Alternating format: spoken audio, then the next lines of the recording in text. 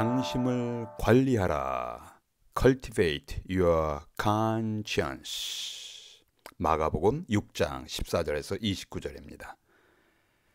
저 하늘에는 무수한 별들이 반짝이고 내 마음속에는 양심의 도덕률이 빛나고 있다. 철학자 임마누엘 칸트가 남긴 유명한 말입니다. 저 하늘에는 무수한 별들이 반짝이고 내 마음속에는 양심의 도덕률이 빛나고 있다. 창조주 하나님께서 인간의 마음속에 옳고 그름을 어느 정도 분별할 수 있는 양심을 주셨습니다. 그러나 사람들이 양심에 따라 산다고 하지만 성경은 양심이 더럽혀질 수 있다고 말씀하고 있습니다. 바울은 디모데에게 어떤 사람들이 자기 양심이 화인을 맞아서 외식함으로 거짓말하는 자들이 있다고 하셨습니다. 디모데전서 4장 2절입니다. 불에 타서 그슬린 양심이 있다는 것이에요. 그래서 바울은 디모데에게 착한 양심을 가지라. 어떤 사람들이 이 양심을 버렸다고 말씀했습니다. 오늘의 말씀에 범죄한 왕의 불안정한 모습이 나오는데 이 왕의 이름이 헤롯입니다. 아기 예수님을 죽이려고 했던 헤롯 대왕이 아니라 그의 아들인 헤롯 안디바스입니다.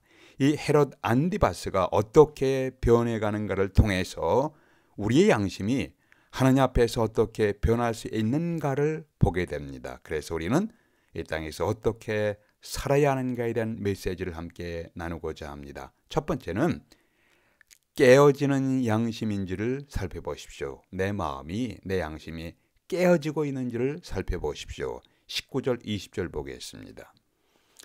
헤롯 안디바가 요한을 의롭고 거룩한 사람으로 알고 두려워하며 보호하며 또 그의 말을 들을 때 크게 번민을 느끼면서 달게 들음이러라. 19절 20절입니다.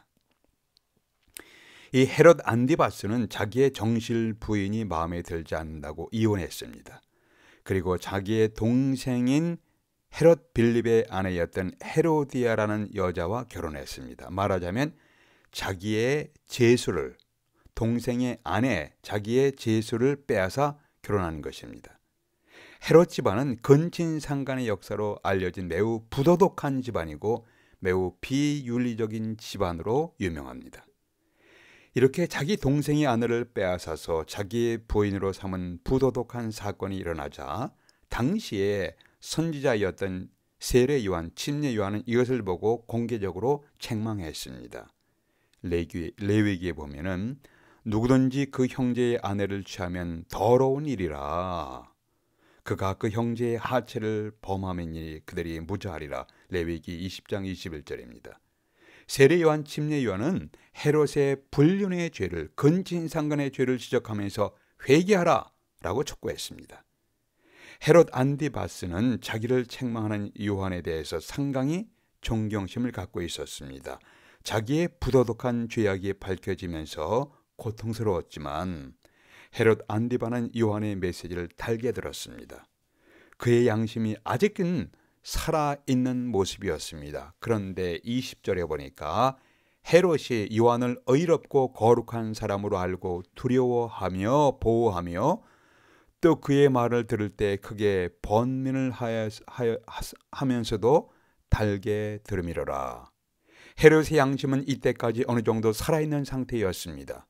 여러분의 죄를 지적하고 책망하는 메시지를 들을 때 괴롭지만 달게 듣는 마음을 여러분은 갖고 계십니까?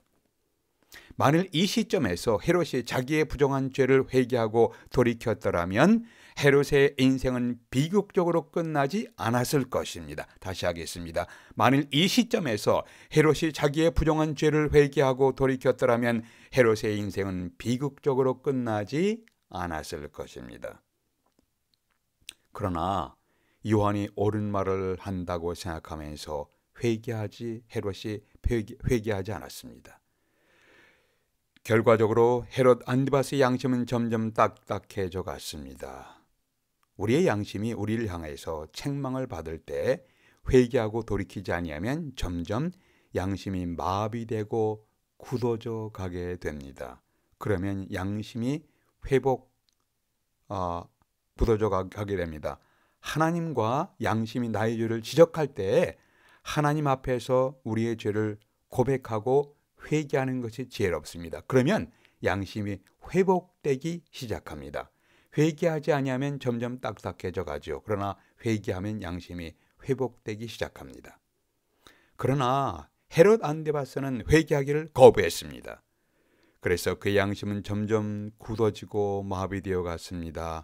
상황이 이렇게까지 되면 우리의 인생은 분별력을 상실하고 매우 인생이 위험해져 갑니다.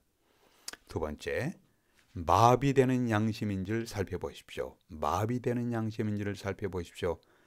어느 정도 양심이 살아있어서 자기의 부도덕한 행실을 책망하는 요한의 메시지를 달게 받았던 헤롯이 시간이 흘러가면서 양심이 점점 마비되어 갔습니다. 21절과 22절에서 마침 기회가 좋은 날이 왔으니 곧 헤롯이 자기 생일에 대신들과 천부장들과 갈릴리의 귀인들로 더불어 잔치할세 헤로디아의 딸이 친히 들어와 춤을 추며 헤롯과 그와 함께 앉은 자들을 기쁘게 한지라. 21절, 22절입니다. 죄송합니다. 잔치의 절정에 헤로디아의 딸이 춤추는 모습을 보고 황홀해진 나머지 헤롯은 이렇게 말합니다. 왕이 그 소녀에게 이르되 22절 23절에 보니까 왕이 그 소녀에게 이르되 무엇이든지 네가 원하는 것을 내게 구하라 내가 주리라 하고 또 맹세하되 무엇이든지 네가 내게 구하면 내 나라의 절반까지라도 주리라 하거늘. 그러나 헤롯이 나라의 절반을 줄 수 있는 위치에 있지는 않았습니다. 왕이라고 하지만 헤롯 안디바스는 로마 제국 황제에 의해서 임명받은 분봉왕이었습니다. 그 당시에는 로마는 이스라엘을 네 등분으로 나누어서 통치케 했습니다.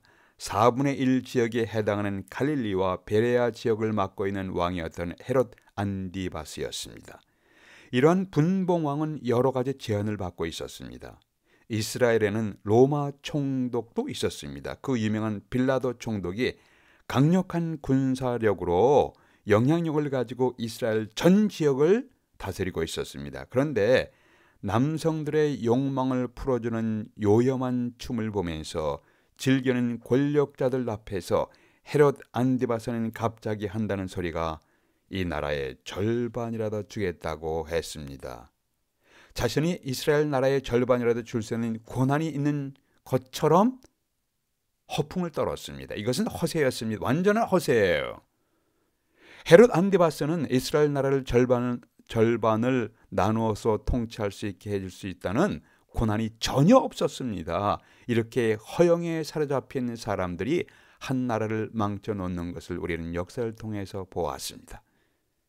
시편 131편에서 시편 기자는 이렇게 고백합니다. 여호와여 내 마음이 교만하지 아니하고 내 눈이 높지 아니하오며 내가 큰 일과 미치지 못할 기이한 일을 힘쓰지 아니하나이다.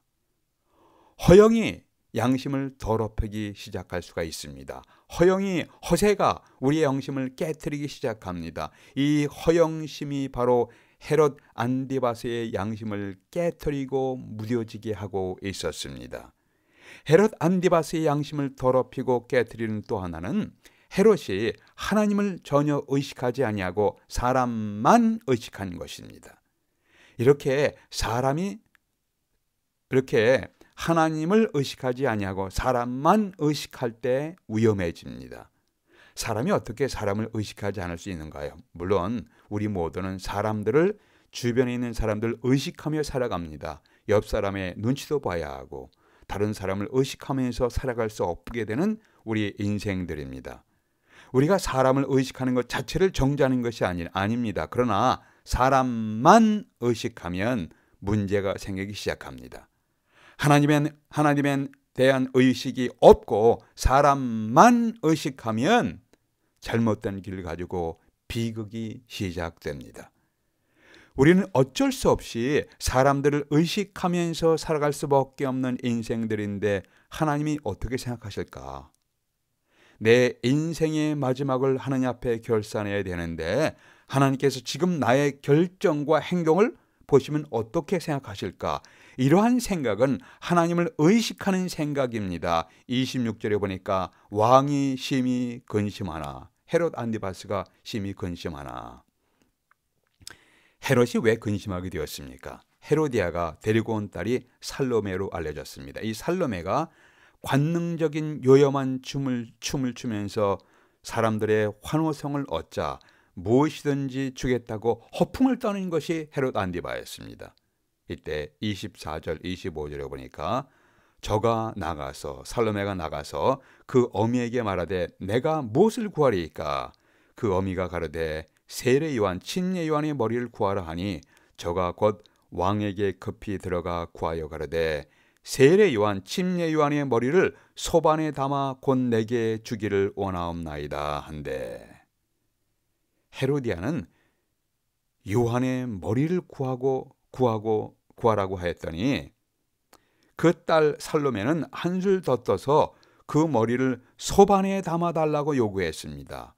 음식을 나르는 소반에 사람의 머리를 잘라서 담아달라고 요구할 만큼 악독이 가득한 딸, 그리고 그 어미를 보십시오. 소름 끼치는 어미와 딸의 모습입니다. 하나님 경외 의식이 없는 사람들이 행하는 행동과 말은 상상하기 어려울 정도로 악독하고 간교하고 잔인합니다.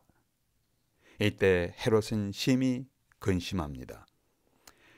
요한이 의로운 사람임을 헤롯이 알고 있었습니다. 근심하면서 헤롯이 어떤 결정을 내렸는가요? 26절에서 28절에 보니까 왕이 심히 근심하나 자기가 맹세한 것과 그 앉은 자들로 인하여, 초대한 사람들로 인하여 그를 거절할 수 없는지라 왕이 곧 시위병 하나를 보내어 요한의 머리를 가져오라 명하니 그 사람이 나가 옥에서 요한을 목베어 그 머리를 소반에 얹어다가 소녀에게 주니 소녀가 이것을 그 어미에게 주니라. 끔찍한 사건입니다.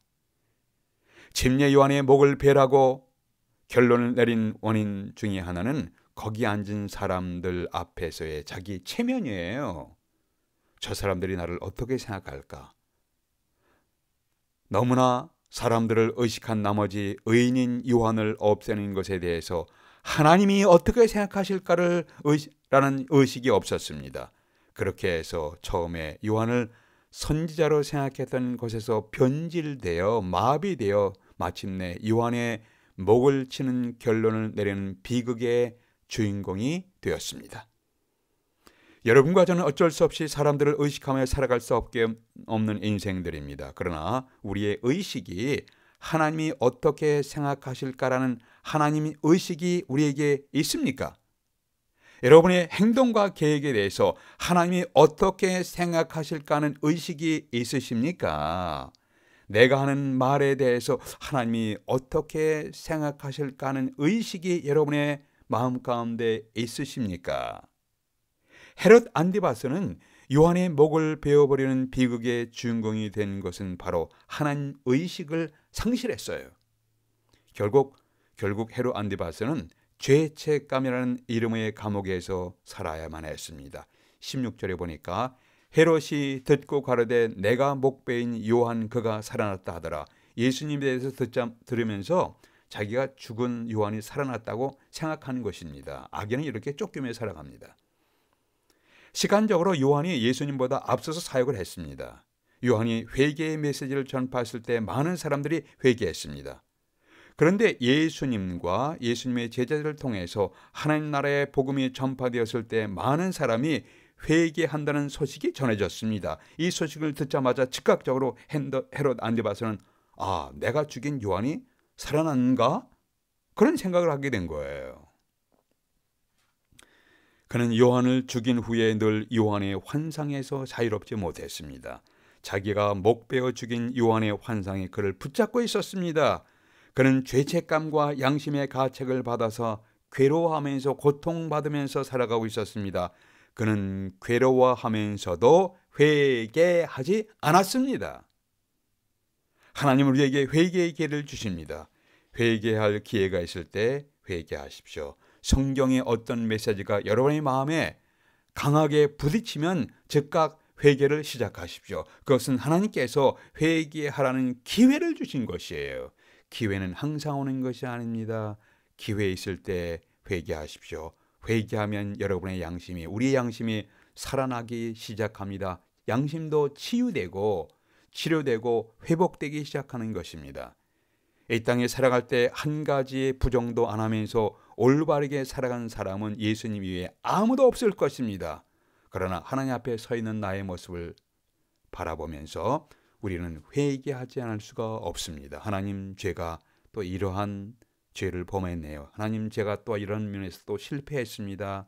이런 고백을 드리면서 회개하면 양심이 치료되고 양심이 회복되기 시작합니다. 세 번째, 죽어버린 양심인지를 살펴보십시오. 내 양심이 혹시 죽어버린 양심이 아닌가 살펴보십시오. 헤롯 안디바스가 성경에서 마지막으로 언급된 것을 보면서 우리는 소름을 끼치게 됩니다. 헤롯이 예루살렘을 방문하게 됩니다. 빌라도가 예수님을 신문하다가 예수님을 헤롯에게 보냅니다. 이 말씀은 누가복음 23장 8절에서 11절에 나옵니다. 여기서 이제 누가복음 23장에 보니까 헤롯이 예수를 보고 심히 기뻐하니 이는 그의 소문을 들었으므로 보고자 한지 오래였고 또한 무엇이나 이적 행하심을 볼까. 헤롯이 그 군병들과 함께 예수를 업신여기며 희롱하고 빛난 옷을 입혀 빌라도에게 도로 보내니 예수님께서 무슨 이적을 행하실까, 그 소문을 들었는데 이 사람이 누구인가 궁금해했습니다. 근데 막상 만났을 때 그 군병들과 함께 예수님을 업신여겼습니다. 희롱했습니다. 빛난 옷을 입혀 빌라도에게 도로 보냈습니다. 헤롯은 단순히 예수님을 호기심에서 보면서 희롱하면서 업신여겼습니다. 여기에서 헤롯에게 조금이라도 살아있는 양심의 흔적을 발견하기가 어렵습니다. 과거에 있었던 거룩한 두려움이 현재는 전혀 없었습니다. 절대적으로 거룩하신 예수님을 얼굴과 얼굴을 대하여 만나면서도 아무런 경외감을 느끼지 못했습니다. 온전히 의로우신 예수님을 직접 만나면서도 전혀 의로움을 느끼지 못했습니다. 헤롯의 양심은 완전히 마비되었습니다. 죽었습니다. 헤롯의 양심은 굳어져 버려 있었습니다. 우리를 두렵게 만드는 것은 바로 또한 이것입니다. 예수님이 헤롯을 직접 만나셨는데도 불구하고 주님이 헤롯에 대해서 아무 말도 하지 않으셨습니다. 헤롯은 이미 영적으로 죽어 있었습니다. 양심적으로, 도덕적으로, 윤리적으로 굳어져 있었으며 죽은 사람이 되어 있었습니다. 거룩하신 주님을 만나고도 사람들이 아무런 경건함과 거룩함과 의로움을 전혀 느끼지 못할 만큼 마음이 딱딱해질 수 있다는 사실에 우리는 깨어 있어야 합니다. 두려워해야 됩니다. 성경을 통해서 주시는 하나님의 경고를 받고도 그 경고를 반복해서 거절해 버리면 양심이 죽어버리게 될 수가 있다는 것을 우리는 깨달아야 합니다. 우선적으로 온전하게 거룩하신 하나님 앞에서 우리 자신이 죄인인 것을 깨닫도록 기도하십시오. 자신의 죄를 고백하며 용서를 구하는 사람의 양심은 깨어나게 됩니다. 우리가 진지하게 하나님의 용서를 구하면 하나님은 우리의 죄를 용서하십니다. 용서의 은혜를 우리에게 베푸십니다. 그리고 우리의 양심은 깨어나기 시작합니다. 치료되고 회복되기 시작할 것입니다. 이미 용서의 은혜를 경험하고 하나님의 자녀가 되는 그리스도인들도 이 세상을 살아가다 보면 어느새 자신도 모르게 양심이 더럽혀지게 됩니다. 완전하게 깨끗한 양심을 가진 사람은 없습니다. 여러분은 요즘 성경 말씀에 대한 감격과 찬양의 감격을 상실하고 있지는 혹시 않으신지요? 아마도 그것은 사람들이 밟고 다니는 길처럼 굳어져 가는 여러분의 양심 때문일지도 모르겠습니다. 여러분은 하나님의 은혜와 진리에 대해서 감동을 경험하고 계십니까? 그렇지 못하다면 세상 속에 살아가면서 자신도 모르게 더럽혀진 양심, 딱딱해진 양심 때문일지도 모르겠습니다. 여러분은 신바람나게 복음의 진리를 위해서 복음의 사역, 복음의 진리 때문에 우리 살아가는 삶의 의미와 가치 그리고 삶의 열정을 갖고 계십니까? 그렇지 못하다면 여러분의 양심이 어떤 것에 의해서 억눌림을 받고 점점 굳어져 가고 있는지 살펴보십시오. 중세기에 종교개혁이 일어났을 당시에 유럽의 상황이 매우 좋지 못했습니다. 수많은 사람들이 가치관이 혼돈을 겪고 있었습니다. 정치적인 혼란도 경험했습니다. 그때 유럽의 많은 도시들 중에서 가장 편안한 도시며 가장 살기 좋은 도시로 변해가고 있는 도시가 스위스의 제네바였습니다. 제네바였습니다.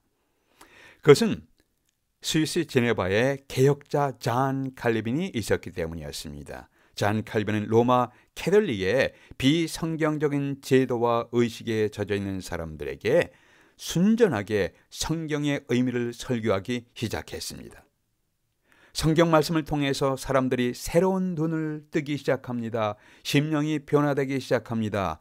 저는 오래전에 잠시 스위스 제네바에 들려서 칼빈이, 다른 것은 뭐 경치보다 칼빈이 성경을 선포했던 교회당을 방문하고 싶었습니다. 크지도 않고 아주 작지도 않은 아담한 교회당에 들어갔습니다.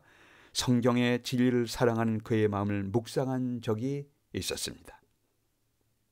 제네바 시민들은 칼빈을 제네바의 양심이라고 불렀습니다. 잔 칼빈은 종교 개혁만 한 사람이 아니라 제네바라는 도시의 문화도 바꿨습니다. 정치, 삶의 패턴을 바꿔가기 시작했습니다. 성경의 안목을, 성경의 진리를 선포하니까 그 당시의 문화와 정치와 삶의 패턴이 변하기 시작했습니다. 사람들은 그를 존경했습니다. 그는 제네바의 양심이었고 유럽의 양심이었습니다. 성경 말씀은 성경의 진리를 강론하면서 사람들이 깨어나기 시작하는 것이에요. 칼빈이 그런 생애를 살아갈 수 있었던 중요한 요인이 있었습니다. 그것은 그의 일생을 지배했던 중요한 삶의 좌우명이 있었습니다. 그것은 그의 좌우명이 무엇이냐면 하나님 앞에서, 라틴 말로 코람데오, 영어로 in front of God, 코람데오 in front of God, 하나님 앞에서 그는 늘 생각하고 행동하는 것에 대해서 하나님이 어떻게 생각하실까? 나의 이런 행동과 나의 이런 생각에 대해서 하나님이 어떻게 생각하실까를 질문했습니다. 내가 행동하는 생각과 행동에 대해서 하나님이 어떻게 생각하실까? 이것이 칼빈으로 하여금 삶의 고난과 역경에서도 굴복하지 아니하고 꺼리낌 없이 복음의 사역을 감당할 수가 있었습니다. 정기적으로, 규칙적으로 여러분 자신을 주님 앞에 내어놓고 점검해 보십시오. 하나님 앞에서 나의 생각과 계획이 어떠한가? 하나님 앞에서 나의 양심에 부끄러운 것이 혹시 있는가 없는가? 어느 날 하나님의 신실한 사람이었던 다윗이 죄를 짓고 깊은 갈등에 빠져 있었습니다. 마음의 불안함과 남모르는 고뇌가 있었습니다. 마침내 선지자 나단의 지적을 받고 다윗은 자기의 범죄를 입술로 고백하며 회개했습니다. 눈물을 흘리면서 철저하게 회개하기 시작했습니다. 그럴 때 마음의 양심이 치료받고 회복되기 시작했습니다. 다윗은 엎드려서 이런 고백하는 기도를 드렸습니다. 하나님이여, 정결한 마음을 제게 주시옵소서. 하나님이여, 내 속에 정직한 영을 새롭게 하시옵소서. 주님의 구원의 즐거움을 내게 회복시켜 주시옵소서. 시편 51편입니다. 다윗은 하나님의 용서의 은혜를 경험한 후에 이렇게 고백합니다. 주여, 내 입술을 열어주시옵소서. 내 입이 주님을 찬송하며 전파하리이다. 주님이여, 제가 의로운 예배를 드리기를 원합니다. 시편 51편입니다. 주여, 내 입술이 주님의 은혜를 찬송하리이다. 내가 주님께 신령과 진정한 예배를 드리겠나이다. 우리 모두가 다 이런 고백과 예배를 드릴 수 있기를 기원합니다. 기도하시겠습니다. 아버지 하나님, 하나님 앞에 서서 우리를 살펴보며 또 우리를 깨우치고 좀 더 우리의 양심이 하나님을 경외하는 양심으로 변해가고 성숙하며 회복되게 될 수 있도록 하나님 도와주시옵소서. 우리는 이 세상을 살아가면서 때로는 범죄하고 때로는 실패하고 때로는 우리의 양심이 더럽혀질 때가 많습니다. 그러나 하나님 거기에서 머물러 있지 아니하고 저희들로 하여금 깨닫게 하시고 주님께 돌이키게 하시고 치료받게 하시고 다시 양심이 살아나게 될 수 있도록 하나님 도와주시옵소서. 우리 주 예수님의 이름으로 기도하옵나이다. 아멘.